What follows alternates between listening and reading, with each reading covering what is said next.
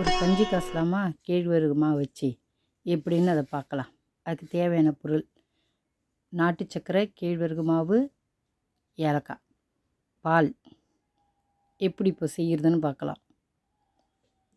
ஒரு கிண்ணத்தில் மாவு கொட்டி கொஞ்சம் தண்ணி ஊற்றி நல்லா கரைச்சிக்கோங்க. நல்லா தண்ணியாக கரைச்சிக்கணும்.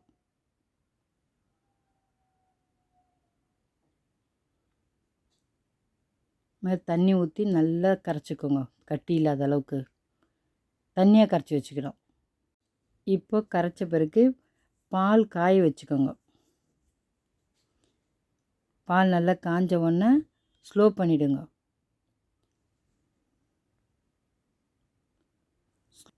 நம்ம கேவுரு மாவு நல்லா கரைச்சி வச்சுருந்தோம் பாருங்கள் தண்ணியாக, அதை எடுத்து அந்த பாலில் ஊற்றிடுங்க. பால்லாம் கெட்டு போகாது. ஊற்றிட்டு சிம்மில் வச்சு நல்லா கிளறிட்டே இருக்கணும். கொஞ்ச நேரம் விட்டிங்கன்னா கூட அது தீஞ்சு போயிடும். இது ஒரு செகண்டில் வெந்துடும். நல்லா கிளறிட்டே இருங்க. டக்குன்னு பாலும் நல்லா சூடாக இருக்குது, அதனால் கேவுரு மாவு வெந்துடும். பாருங்கள், நல்லா கொஞ்சம் திக்காகவும் ஆகிடுச்சா, நல்லா வெந்துருச்சு.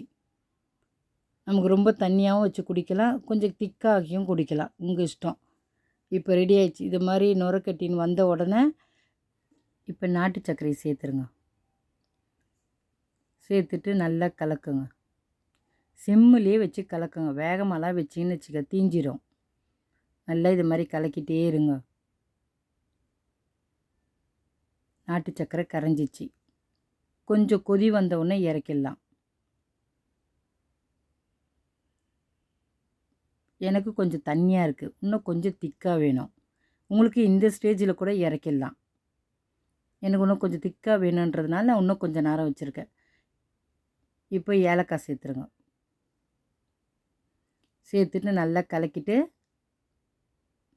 இப்போ இறக்கிடலாம்.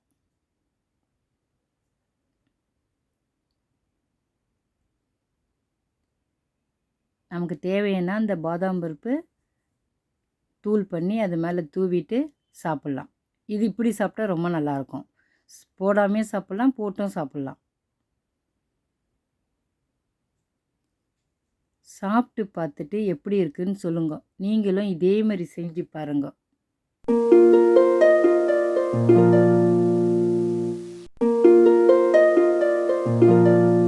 லைக் பண்ணுங்க, ஷேர் பண்ணுங்க, மறக்காம நம்ம சேனலுக்கு சப்ஸ்கிரைப் பண்ணுங்க. தேங்க்ஸ் ஃபார் வாட்சிங்.